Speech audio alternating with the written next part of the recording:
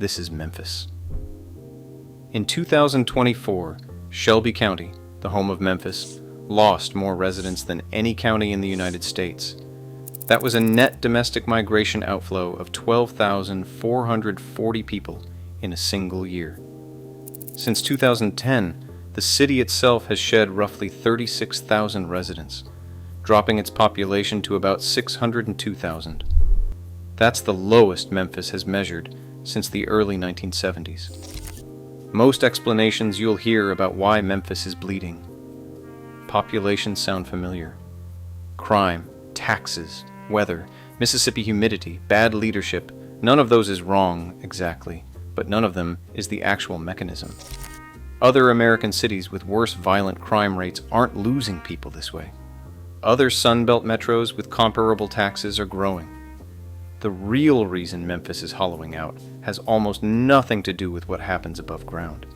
It has to do with a single piece of state law passed in April 2013 and a vote held in 6 suburbs the following year that almost no one outside Tennessee remembers.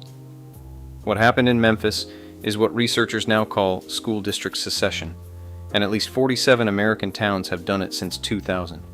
Pull up any local news segment about the population loss, and you'll get the same diagnosis. Crime is up. The mayor is failing. People are moving to Nashville for jobs. There's truth in all of it. Memphis has a real violent crime problem. Median household income in the city sits at $51,736, with a poverty rate north of 23%. The MATA bus system is one of the worst funded major transit operations in the South. None of that helps. But here's what the standard diagnosis doesn't explain. People aren't really leaving Shelby County. They're leaving the city of Memphis, and a remarkable number of them are moving less than 15 miles east, to Germantown, to Collierville, to Bartlett. These are suburbs that share the same humidity, the same regional job market, the same Tennessee tax structure, and the same crime statistics in the broader media market. If the problem were really climate, or taxes, or general dysfunction, those suburbs would be losing people too. They aren't. They're growing, quietly and methodically, at the direct expense of the city next door. To understand why, you have to understand what happened in 2013.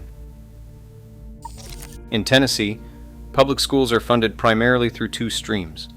The state contributes a per-pupil amount through what is now called TISA, the Tennessee Investment in Student Achievement Act, signed into law in 2022 to replace the older BEP formula. The rest comes from local property taxes. This is the engine of the death spiral. When middle-class families leave a school district, 3 things happen at once. Per-pupil state funding drops because there are fewer pupils on the rolls. Property values stagnate, so local property tax revenue flatlines. And the cost of educating the students who remain, disproportionately children in poverty, children with greater academic and social needs, does not drop. It rises. The district has to cut something. Class sizes grow. Experienced teachers retire and are not replaced. Advanced placement courses get scaled back. Test scores slip. The next round of middle-class families looks at the data, decides the schools are not viable, and leaves. Their departure shrinks the next year's funding. The next year's class sizes grow. Researchers Genevieve Siegel-Hawley, Sarah Diem, and Erica Frankenberg, in a 2018 study published in the American Educational Research Journal, called this dynamic the engine of school resegregation in metropolitan America. School resegregation. It's the precise academic term for what this loop produces, and it has a legal history. In 1974, the Supreme Court ruled in Millington versus Bradley that suburban school districts could not be forced to integrate with neighboring urban districts unless the suburbs themselves had intentionally segregated. That ruling drew a legal wall around exactly the kind of property tax-funded enclave that Memphis's suburbs would later become. EdBuild, the nonprofit research group founded by Rebecca Sibilia, has called school resegregation one of the most damaging forces in American public education. In Memphis, this loop did not just happen. It was engineered, deliberately, by a single state law and 6 suburban votes. The story starts on March 8, 2011, when voters in Memphis dissolved the city's school charter and folded Memphis City Schools into the surrounding Shelby County district. The merger was completed on July 1, 2013, creating Memphis-Shelby County Schools. At the time, that made it the 14th largest school district in America, with roughly 150,000 students. The merger was supposed to equalize resources across the metro. For about 13 months, it did. Then, in April 2013, the Tennessee General Assembly passed Public Chapter 483, a law that lifted the statewide ban on creating new municipal school districts. In July of that year, the 6 incorporated suburbs of Shelby County held referendums. Arlington, Bartlett, Collierville, Germantown, Lakeland, Millington, every one of them voted to leave. By the start of the 2014 school year, those 6 towns had pulled roughly 31,000 students out of the newly merged district and into 6 brand new municipal districts of their own. Each one was wider, wealthier, and built around a property tax base that the residents now controlled exclusively. Federal Judge Samuel H. Mays, Jr. had previously ruled an earlier version of the secession unconstitutional. Public Chapter 483 was rewritten to survive that ruling. It did. What happened next is what researchers and demographers, when they are being direct about it, call white flight, formalized and made permanent through legislation. It is an uncomfortable term, but it is the accurate one. The suburb that votes to take its schools and its tax base and leave is doing, with a county clerk and a state statute, what earlier generations did with a moving truck and a real estate agent. The mechanism is more legible now, and the effect is the same. The financial math of what happened next is brutal. The seceding suburbs took their tax base with them. They took their students. They took their political leverage. And they left behind something specific, a billion-dollar liability for retiree health and pension benefits, known in accounting language as OPEB, that the legacy Memphis system had accumulated over decades. According to Chalkbeat reporting, the secession added roughly $300 million to that obligation. Today, Memphis-Shelby County Schools spends about $570 of every $8,800 in per-pupil funding on retirement benefits for employees of a school system that no longer fully exists. That is money that does not reach a classroom. It is the bill for a divorce paid, by design, by the side that did not ask for one. 11 years later, the consequences are visible in every metric that matters. Memphis-Shelby County Schools today serves about 110,000 students, down from roughly 150,000 at the merger. The student body is 72% black, 18% Hispanic, and 5% white. Depending on the year and the subject, only 14 to 22% of MSCS students test as proficient in reading and math. The district operates 222 schools, 56 of them charter, and runs an internal turnaround program, the Innovation Zone, called the I-Zone, to triage its lowest performers. Tennessee also launched the Achievement School District, a state-run intervention designed to take over the bottom 5% of schools and lift them to the top 25% within 5 years. It did not work. The Achievement School District's own data showed minimal gains and significant disruption, and the program has been largely wound down, evidence that state intervention cannot easily substitute for the structural funding that secession removed.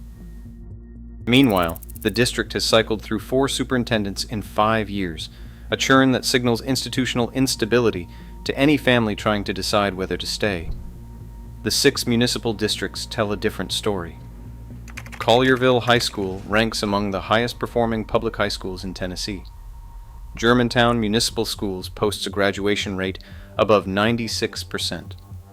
The houses inside those zip codes are not appreciating because the streets are pretty. They are appreciating because a Germantown address is, functionally, a tuition voucher. A middle-class family looking at this picture from inside Memphis has 3 options. They can pay tens of thousands of dollars a year for a private school like St. Mary's, Hutchinson, Memphis University School, or Briarcrest, and there is a reason Memphis has historically posted one of the highest private school enrollment rates of any major American metro.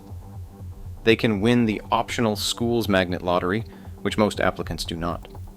Or they can move 15 miles east. Most families do not have the private school money. The lottery is a lottery.